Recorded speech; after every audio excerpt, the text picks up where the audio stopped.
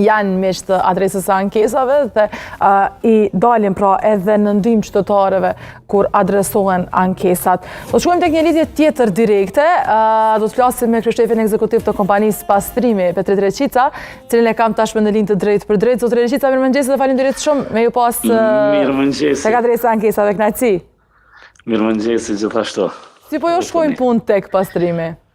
Po mirë, përgjithësi mirë me të lashët zakonshme, me disa sfida sigurisht për shkak të një pjesës mungesës makinerisë, e cila është veç e trashëguar dhe ajo po na përcjell ku pas ku edhe vet pas viti, po kemi filluar në fakt me marr veten edhe jemi duke I bë ato përpjekjet për me rritë edhe numrin e kamionëve, me blet diçka të ri, diçka me gjetë disa zgjidhje. Po, Zotëri Reqica, nëse nisim me këto ankesat, si qëndrojmë tek çështja e mbeturinave në kryeqytet? Ka pasur pra goxha shumë në Dragodan, tek rruga B, tek Maksi 24 aty, dhe ka vazhdimisht pra ankesa për mbeturina